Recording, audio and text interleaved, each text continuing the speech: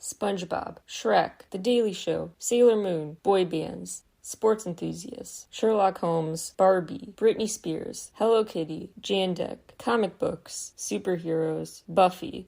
These are just some of the many, many topics I cover on my podcast, How to Stan, a show about both specific fandoms and just pop culture, internet trends overall. Check out How to Stan in the same feed as my other podcast, 17 Karat K-Pop, wherever you get your podcasts. And I'm an independent creator, and so please spread the word about the show. There's an episode for every interest, and I really do appreciate the support, spreading the word. You can also find out more info at my site, 17karatkpop.weebly.com. Thanks so much. Hi everybody, welcome back to Enthusiasts, the year in review special. I'm going to go through what I talked about on episodes of Enthusiasts this year, what each episode covered, so that whatever episodes pique your interest, you can visit during the show's hiatus. Besides giving you a blurb about each episode I released this year, I also thought this was a good opportunity to do what I did last year, where I explain which parts of these episodes ended up on the cutting room floor. Pieces that would have been interesting to talk about, but just didn't fit into the final episode. This is the throwaways bonus content episode. Without further ado, let's get into it.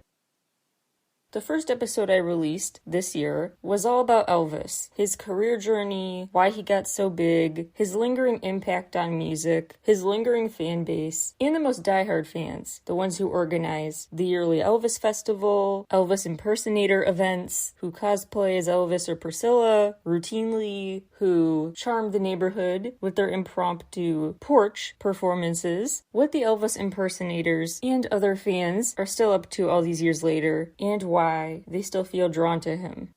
I also debunked some rumors and conspiracy theories about him in the FBI and a whole bunch of other crazy speculation. I break out the kernels of truth from the many conspiracies. I released an episode all about reality TV, where I talked about the most bizarre, I can't believe this was allowed to be a show that aired, reality shows of all time. The weirdest, most bizarre shows that probably should never have been greenlit.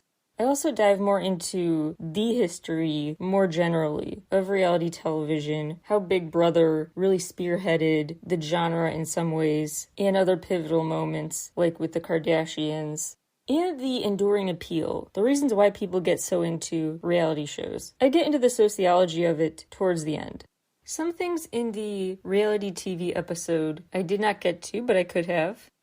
I was going to dig in more on the whole lexicon reality TV has truly given us, and not just like the catchphrases your favorite reality show character said, but I mean like actual business-specific terminology that reality TV really helped popularize, like OTF, on the fly, spur-of-the-moment interviews with contestants, the hybrids, which are on-the-fly interviews that take way longer than expected. The money shots, those are the ones that really let the climax present itself. Pre-cap, like recaps but before a big event. Frankenbites, the edited clips combining snippets from different interviews to slap together into this one main story. The challenge producers have a super fun job. They're hired to design the games within the show. So lots of specific roles and terms became a thing thanks to reality shows. They also have had a real-world impact by towns and the people from those towns becoming either their new heroes or the opposite. Actually, Ari from The Bachelor, long story short, he sent Lauren home, proposed to Becca, dumped Becca, admitted he loved Lauren. Anyway, a Minnesota lawmaker pledged to ban him from the state with a certain amount of retweets in support. It was a whole thing. So prank or not, there are actual government officials who can get involved in this culture. Another angle I did not have time to get into in the reality TV episode is the interesting reversal of a trend, because a very common media export direction is the USA and then other countries make their own versions. A reality show is proven successful often first in Europe, then American producers put their own version of it out there. This fact is bonkers. I didn't have time to squeeze it in and make it relevant in the final episode, but I just have to share because, oh my gosh. The $1 million prize on Survivor is the amount of money the network recoups in 1 minute of advertising. So they give their player a big grand prize, but actually a very small fraction of the money they get paid back through advertisers scrambling to advertise during Survivor. I also considered taking the angle in that episode about talking about a surveillance state, how our current surveillance world intersects with our reality interests, our sense of kind of voyeurism as entertainment. There's some interesting studies that reflect viewership surveillance shows linked to a higher likelihood of assuming women are behaving more inappropriately than men in their setting. I also didn't have time to fit in a very interesting story about the music in the real estate show Selling Sunset, because it's full of dramatic scenes, stepping out of expensive cars, walking around properties worth millions, dressed in super expensive, impractical outfits. It's all very overtly over the top and showy, these personas. Their personas are so over the top. The average episode of the show fits about 15 songs in it. 15 an episode because of those dramatic walks and other scenes. In a 10-episode season, around 150 songs end up getting some airtime, and it's a very careful curation process. Actually, some showrunners, like the guy behind Selling Sunset, has a no repeats rule about songs on the show. And they want songwriters who will go along with their very specific request. In the case of Selling Sunset, they want super cringe vibes. Super just unlikable, out of touch, rich girl vibe. They want you to be not substantive. They want frivolous fun. Actually, this isn't just to create a very specific mood for your show specifically, but also if they actually tried just using not original music, that would be very expensive and could cause legal headaches. Some songwriters actually really enjoy writing for TV because unlike writing for an artist on the radio, with TV you at least have more of a guarantee that you get paid for plays because they're bound to play your song. That's less likely to change on a whim. One of the reality shows I considered putting in my most bizarre shows list, but ended up not, because I guess it's more normal for TV than the other bizarre ones I talked about, but still very interesting with its impact. Cops. It's probably not a good idea for me to plug other podcasts, but I will say Running from Cops is a really good podcast, sorry. Make sure you catch up on my show first, but after you're done with Enthusiasts, go check out Running from Cops. They watched over 800 episodes of Cops and then did so much data crunching about what they saw. Turns out, in the real world, 25% of traffic stops end in arrest. Only 25% of traffic stops. On the show, it's 92%. The show Cops also makes certain crimes seem more common. The show shows 3 times more drug arrests than your average in the real world and 4 times the amount of violent crime. The show also points out ways the commercialization of policing has been really detrimental, with drugs planted on certain subjects for the sake of the show, other bad incentives to mess with real people for a fake script. Cops has teamed up with over 150 police departments nationwide. And the podcast exposes the interesting conditions in those contracts with those departments that basically say those departments get final say over what footage ends up in the final broadcast. So it's all a narrative the cops get to control. It's not objective at all. And the show also talks about people whose lives have been really harmed by their reputational damage of being featured on the show. But it's a really interesting podcast. And Cops is a great example of a real-world way that reality shows are not ironically called reality shows, but they are twisting and changing, revising what reality is. Reality shows show us reality, but in a funhouse mirror type way.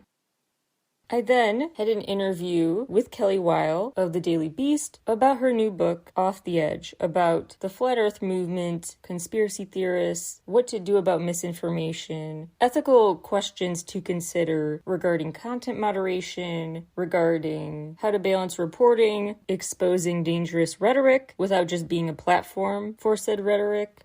We get into some really thorny, interesting ethical questions. It's a pretty deep interview, but also full of just some fun, kooky stories about Flat Earth believers and their trials and tribulations. I released a 2-part special all about Elon Musk. Who he is, how he was formed, what values shaped him, and who has his ear. Part 1 dives into the early years of his life and the creation of all these different companies and him rising through the ranks of Silicon Valley types. Part 2 is more modern, the more current timeline of all sorts of legal, personal, social, political, all kinds of incidents he has made news for in recent years. I guess you could also consider Part 3 my most recent episode, which dives into the history of Twitter, and also then takes a look at the people he follows on Twitter, the people who are championing his purchase of Twitter, the people who now public documents reveal were texting him their pitches for the future of Twitter, the people who have really influenced his psyche over the past few months. I get into that part of his ideological and economic transformation. Basically, if you're tired of hearing about Musk, check out Elon Musk parts 1 and 2, and then the Twitter history episode, and then you'll feel like you know everything you need to know about him, period, and you can move on. The latest in the Elon Musk Twitter ownership saga since we last talked about it. December 6th, an investigation was launched by San Francisco building inspectors.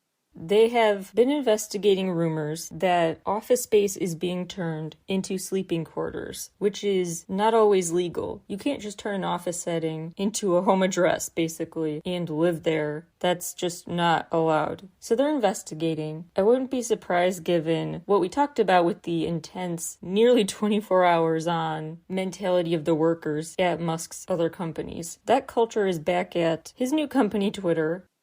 One anonymous source told Forbes they estimate 4 to 8 of these bedroom pods are on each floor of Twitter's San Francisco building, described as, quote, cozy, which is a nice way to say cramped.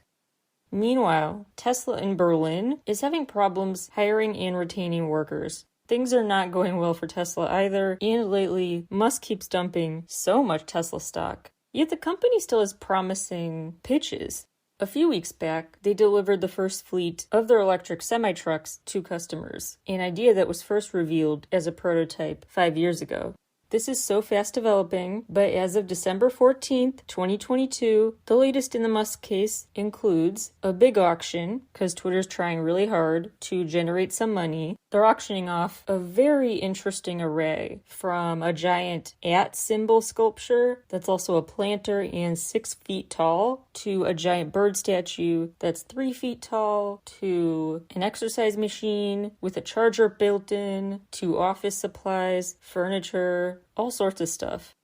They also might be cutting costs because the entire trust and safety team was dissolved minutes before they were set to meet. And the former head of that team has faced so many threats that his family were forced to go into hiding. Hate speech is really up high on Twitter, and Musk keeps fueling these flames of conspiracy theories of all kinds. He insists this needs to be allowed for his free speech absolutist vision. But the other day he suspended the account that was tracking his private jet. Now that it's personal, he cares about stopping people from sharing live locations. This is a peak example, though, of him kind of changing the terms of service in real time, because it doesn't sound like he thought through how that would work. Because at first it sounds reasonable, right? Safety risk to tweet someone's live location, so we're going to turn off that feature completely. But there are a million times where that's very important for context. Like, what if you're a White House pool reporter? Want to show people I'm reporting live at the scene. This is really happening. It's a further chance to kind of sow confusion. He also has been trying to be liked, basically, and Dave Chappelle, for some reason, brought him on stage during a comedy set where Musk was booed for a solid 10 minutes. Now, Musk tweeted later, it was majority cheers and then some boos, but everyone who is there, who has spoken about this, says that is so not what happened. Musk is no longer the richest man in the world, which is kind of a funny timing that he was booed at the Chappelle show and now is no longer that rich. Coincidence, but funny. Bloomberg just reported the $5.7 billion Musk said he donated to charity last year went to Musk's charity. Would you look at that? Former Twitter owner Jack Dorsey continues to express regret for how he dealt with things at Twitter, and he's pledged now he's going to invest $1 million in a different app, Signal. The latest as of December 21st, 2022. Musk continued to make Twitter policy via poll in two very critical cases. First of all, he had poll participants decide if he should unsuspend the accounts of journalists he had suspended arbitrarily. He claims some of them doxed him, but they were using publicly available data. He's literally a public figure. The doxing was a pretext to get rid of their accounts. So he thought, should I unsuspend those accounts? 59% voted yes, and he complied. The second big poll was if he should just step down as head of Twitter. Nearly 60% said yes. Yes won out. But as of recording time, he is still supposedly looking for someone, quote, foolish enough, unquote, to take the job. And he wants to stay on board, dealing with more backroom server type functions, without being the accountable, taking flack, public face of a company. And of course, he could always go back and change the rules or say the poll was rigged or something. He followed up this poll by tweeting about being careful what you wish for. He also said from now on, Twitter Blue purchasers should be the only ones to have the ability to vote on policy-related Twitter polls. Which, first of all, did he just reinstate a poll tax? What the heck? Second of all, I entirely disagree with the argument that Twitter Blue users should be the only ones who get to vote in these consequential polls because they're the only ones who have skin in the game. I totally disagree. Twitter has a huge impact on public discourse for free users and paying users alike. We should all be able to vote equally. If we're going to do things via Twitter poll, that's the least we can ask for. He also had to quickly reverse a short-lived policy banning the ability to link to other sites on Twitter. Although he actually left some off the list, including TikTok, which is a company from China where he does business. Interesting. And this was obviously super anti-competitive. It's not legal for a business to so overtly just block out competition. Such monopoly behavior actually directly violates European Union rules. So if he had kept the policy, he could have faced a fine of up to 20% of Twitter's annual revenue. Any company paying 20% of their revenue in fines should probably just change the policy. And also keep in mind that they usually operate in the red, so what revenue do you speak of? And his wealth has now dropped over 100 billion, more than the GDP of Bulgaria, Uruguay, Croatia, Iceland. Holy cow. I was also going to rope in a mini history lesson about Twitter's evolution and its origin story. That context, though, got cut for time. So now I'm going to share with you some fun facts about Twitter and how people have perceived its role in free speech or defamation. In 1988, Hustler magazine v. Falwell happened. The Supreme Court reversed a lower court's ruling and confirmed the First Amendment does indeed protect parodies.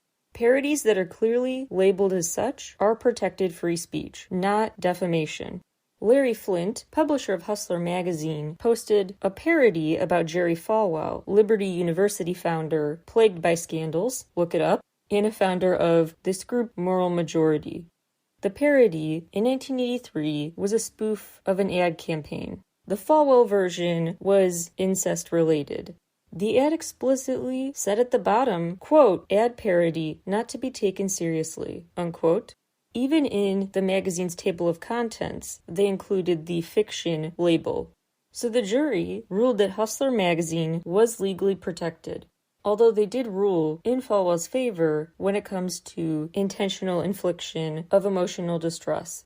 That kind of view of free speech is interesting history that relates to the ethos behind Twitter about you can post jokes if they're clearly labeled as such. That actually would only factor in, though, years down the road. When Twitter first got started, back in 2006, it was a free speech, absolutely zero censorship focus. But they eventually learned people get angry and sue each other for defamation. Twitter was created in 2006, actually just as a small side project from Odeo, a podcast tool. In July 2007, Twitter got a $100,000 Series A funding round, plus got heavy South by Southwest promo that summer, and saw its popularity surge.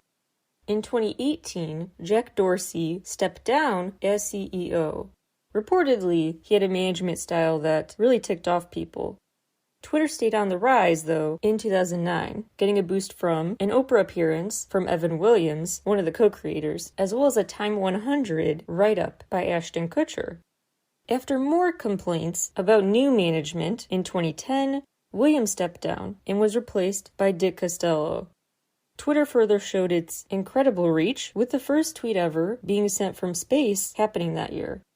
Then came the Arab Spring in 2011. The Arab Spring showed Twitter's enormous impact on real-world events. Twitter really fully proved its potential through the Arab Spring, when it was used for organizing and spreading info as these anti-government protests swept Egypt, Libya, Tunisia.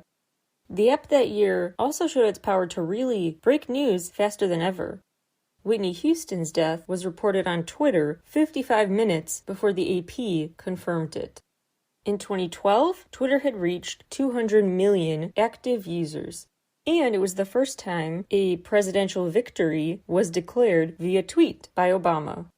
Twitter went public in 2013, and the combined wealth of three of the co-creators reached $4 billion. Twitter also brought in $1.8 billion upon going public, really bright future ahead of it. This was also the first time Twitter shifted from all free speech allowed to certain harassment and hate speech policies. This was not preventative. It was prompted by a bunch of threats, doxing, cyber abuse of all kinds towards someone who had proposed putting Ada Lovelace on English currency. The misogynist had knives out for her for suggesting that, which led to the first time there was a report post option where you could report hateful content. Stocks declined and user growth slowed in 2014. That was also when Gamergate happened, which would be a separate hours-long podcast, but basically boils down to more extreme misogyny online. Actress Leslie Jones even had to personally reach out to Dorsey to plead for more safety against hateful tweets, as the female Ghostbusters remake cast was really hit with so much backlash. Dorsey was reinstated as CEO in 2015, but people are still concerned, and in 2016, Disney drops out of a deal to buy Twitter for $15 billion. Interesting that Musk bought it for $44 billion, Disney almost did for $15. Salesforce also, rumors have it, was considering buying it then, but people always worried about the liabilities. But Twitter stocks were back up in 2017. Then people were concerned again, not just for hate speech, but for data security. There was a massive hack of verified accounts back in 2020, and Dorsey was out yet again in 2021. In one quarter of this year, 2022, Twitter brought in over $1 billion in revenue, but spent $1.5 billion, with over $450 going to research and development. Yet people still rely on it for quick updates, from the most trivial and silly to the most serious, life-saving intel. It truly is revolutionary, despite all its economic ups and downs and consumer complaints. It has really thrived and does stuff that other apps just don't. So it's really a very good one, but also a bad one in the hands of people with bad intentions. I did an episode covering the Johnny Depp Amber Heard trial, putting it in context with historical examples of tabloid fervor, famous celebrity trials, and the reactions to them. Why certain fans rallied behind someone insisting guilt or innocence, what impact it could have when these diehard fans physically appear at court. I also get into the reasons why this specific trial was mocked and just really grossly memeified and belittled, as well as why it was able to be a social media spectacle in the first place, why it was publicly available to watch unfold. Early July of 2022, a jury summons sent back out in April was reported on by Deadline. This summons was sent to a Virginia residence for jury duty who shared a last name with someone else in the same house, so Amber Heard's legal team then brought that up and suggested the summons was actually meant for the other person with that last name. So this jury should not be accepted as valid. The judge denied the request to toss out the verdict on this condition. The first week of August, some pro-Amber Heard hashtags finally started trending after the release of tons of unsealed documents in the case after the fact, which revealed all sorts of incriminating for Depp text messages that were not allowed in as evidence. That also revealed quite a few of Heard's backers were barred from testifying. In a bizarre, uncited wrinkle in the case, Kanye West hired Johnny Depp's lawyer in October to handle his own business interests. She left the job within a week, and rumors about her dating Depp continue to be alive. At the beginning of November, Depp appealed the verdict. Even though he won the case, he wants to appeal and keep fighting in court to fully clear his name, I guess, which is weird because it's not like he lost a ton of career opportunities. This is around the same time he was featured in Rihanna's fashion show for inexplicable reasons. In a very delayed show of support, an open letter was released in mid-November with a bunch of organizations and famous people signing it in support of Heard, condemning the online harassment campaign against her, standing with her, and bringing up the fact this is a dangerous precedent for abuse survivors, knowing that the odds are stacked against them if they try to go to court. No explanation has been given for the extreme delay in public support for Heard. It's a very interesting sociological conundrum about how people feel only permitted to express support in certain ways after other people do. It's got to be this big public wave or it doesn't happen. It's a weird self-perpetuating social stigma people push, a weird unspoken norm about what you can or cannot say until a certain amount of time has passed. People are weird. Human behavior is weird. Amber Heard, meanwhile, is countersuing an insurance company alleging breach of contract. The company claims they deserve to be relinquished from paying up to $1 million in a liability policy because of the jury verdict, but Heard alleges the company pledged that regardless of the verdict, they would pay up $1 million in a liability policy. There are a lot of technicalities related to California law, but that is just an ongoing issue.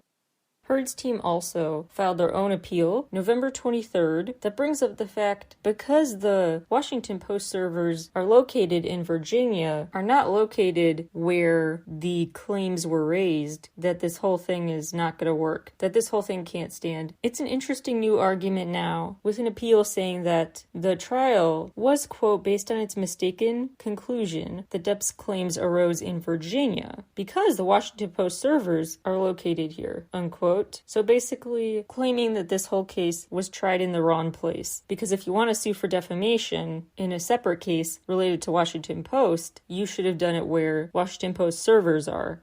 The documents also blame this judge for allegedly giving improper jury instruction that contributed to the odds being stacked against Heard. A lighter note, I did 2 episodes about American Girl. A really nice, wholesome conversation I had with Allison Horrocks, who is a host of what's now called Dolls of Our Lives. Previously, it was called American Girls. It's a good podcast that adds a historian's perspective on the American Girl books. I talk about the characters more generally and the brand's history and evolution in part 1. The follow-up episode has our interview, a really nice wholesome talk about our love of books and learning, and this beloved brand that I just love so much, You're Never Too Old. Something completely different when I interviewed Darren Schaefer, host of the Cooper Vortex podcast. He is one of those Cooperites, you could say, a D.B. Cooper story enthusiast. It's the only commercial airline hijacking in its history to go unsolved. In commercial airline history, the only skyjacking that was never ever solved is D.B. Cooper's case. He took money, he took ransom, jumped off the plane mid-flight, and no one knows what happened to him. Never seen again. He didn't hurt anyone. He acted like a normal passenger up until the ransom started. It was very mysterious, and decades later, questions still remain about who the heck he was. So we talk about a lot of possible suspects and the reasons for the story's enduring intrigue. I made an episode breaking down a bunch of celebrity scams when influencers have broken the law, misled their fans. Yes, I talk about Pink Sauce Girl, but also lesser-known culprits and the ways fans have left them after being scammed or just stayed a dedicated, loyal supporter. Whatever happened to Pink Sauce Girl, aka Chef Pie, P-I-I? She signed a licensing deal with David's Gourmet, so pink sauce should be in stores before you know it, if it's not already. What happened to famous scammer Anna Delvey? She's been put on house arrest while her deportation battle continues. She was put on house arrest with an ankle monitor and a $10,000 bond, and a continued ban on social media posts. There are some interesting deception stories I didn't get to in the scammer episode. Influencers who scam people, didn't deliver what was promised. Then there's the story of Manic Enterprises. This was back in 2010. It was a joint effort between ATF, DEA, ICE, the FBI. They basically pretended to be a recording studio, but it was a sting operation that was then officially executed in 2011. An undercover agent pretended to be the manager of this international recording studio chain that ended up being where drugs and guns were being bought. The sting led to 161 gun seizures, $7 million worth of confiscated drugs, and 70 arrests. One suspect had even offered to throw in some rocket launcher and grenade sales while talking to the undercover officer. And one suspect ended up bragging to an undercover officer about previous crimes they had gotten away with. The investigation really went sideways when the secret kind of got out and there were plans to rob the studio. So the investigation had to speed up before it could be robbed.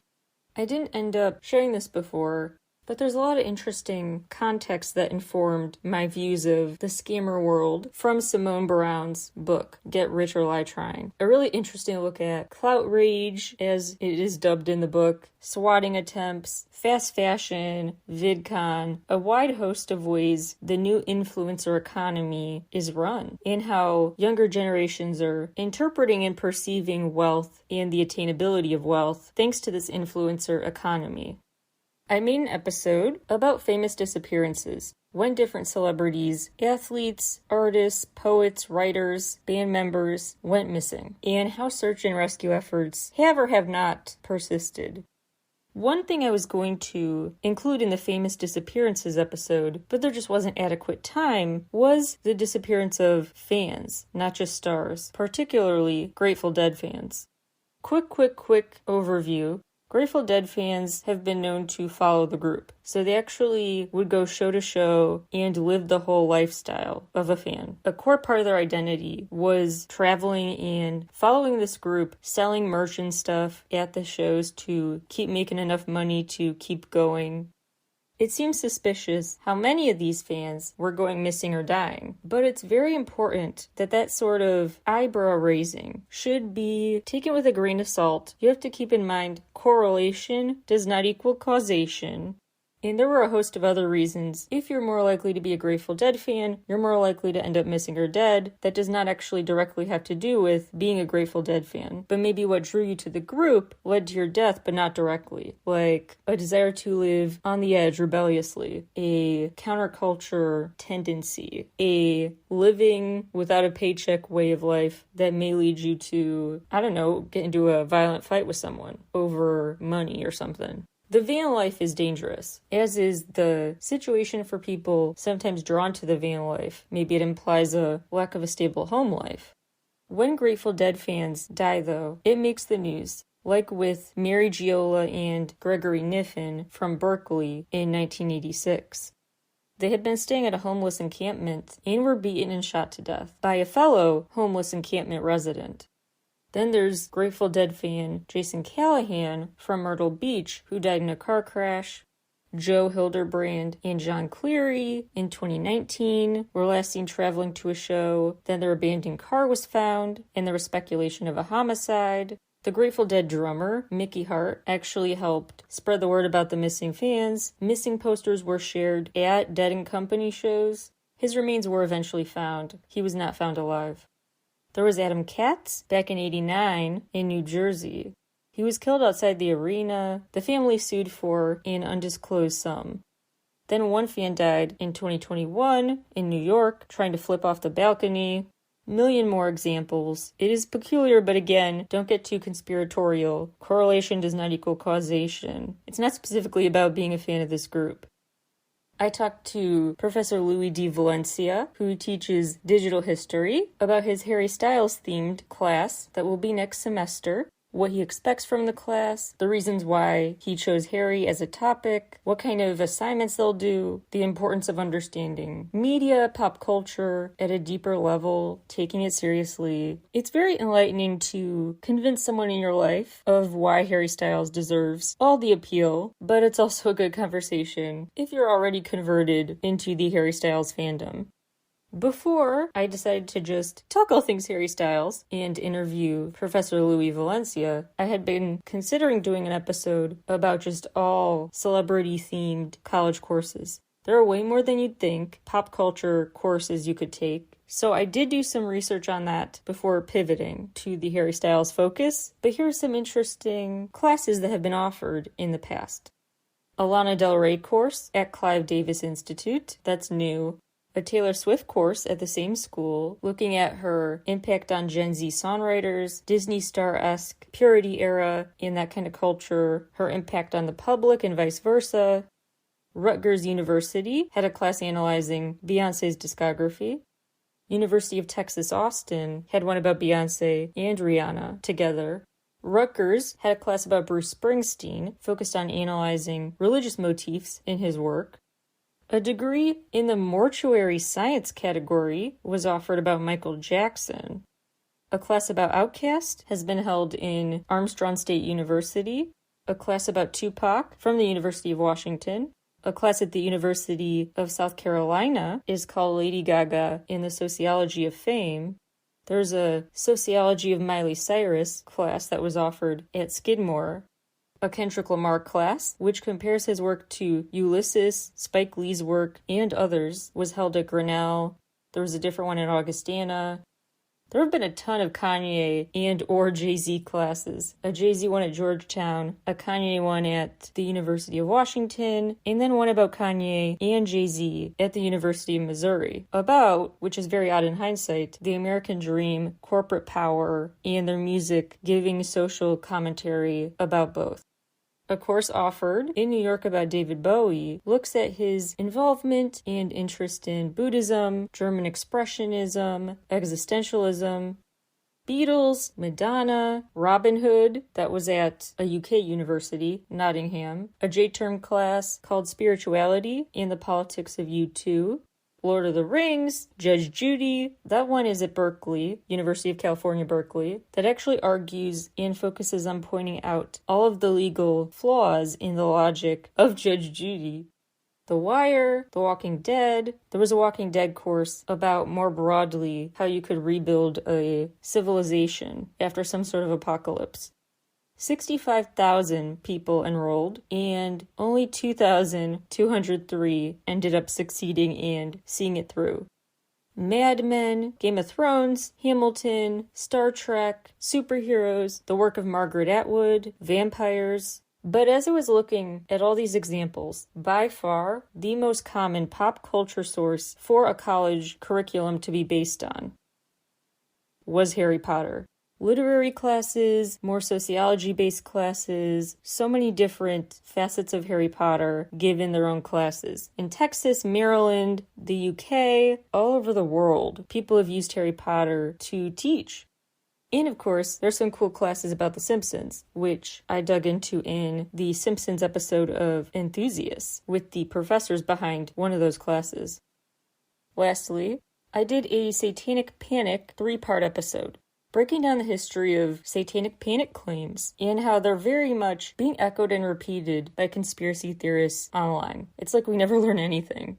And so to see history repeat itself, to know the historic origins of all sorts of satanic conspiracies about the world we live in, that bizarre story I unravel in a 2-part series. Then part 3 is an interview with Rick Emerson, who wrote Unmask Alice, exposing the author behind what she claimed were real diaries, like Go Ask Alice and Jay's journal. Turns out she made them all up. Those were fabricated stories in furtherance of the goals of the fear-mongering and satanic panic, and how she fueled the satanic panic with her fake memoir possession. It makes for a very, very fascinating, not reported enough story about what those books were really all about.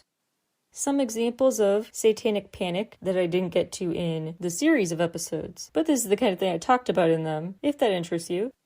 A Florida school principal, accused of being satanic, spent 21 years in prison for it, then had to move to a different country upon release at age 80. An author and journalist and his brother were arrested in Turkey upon a satanic panic claim. People thought they were putting subliminal messages into a live TV broadcast. They were indicted for an alleged overthrow of their government. Dutch investigative journalists heard over 200 allegedly satanic ritual victims' testimonies, pointing a finger at a specific warehouse. During the investigation, the warehouse was burned to the ground, and they got an anonymous threat. And a woman under hypnosis came to believe she had killed her sister, the one who had died years before the woman herself was born. Mass hysteria at its peak. You can catch all of these episodes in the same feed as my other show, 17 Karat K-Pop. I'm working on transferring them, so hopefully someday you can just search Enthusiasts and it will come up in a separate feed. But for now you can see them all at 17 Karat K-Pop. If you type in the topic of the episode you want to hear and then start typing enthusiasts, it should come up. For example, reality TV, open parenthesis, enthusiasts, episode, and then it should populate some answers for you. So wherever you get your podcasts, you can check out these episodes. You can also check them out, 17karatkpop.weebly.com. Click the More button in the top right corner, and then in the drop-down menu beneath More, click Enthusiasts. Then you'll get to that show page with a full episode directory. It may be a while until Enthusiast comes back. It takes so much work behind each episode, so please be patient, and in the meantime catch up on what you missed. Thank you all so much for tuning in all year, and I'm very excited to give you tons more stories on Enthusiasts in 2023. Thank you all so much, and I'll talk to you all again before you know it. Bye everybody, thank you so much for listening.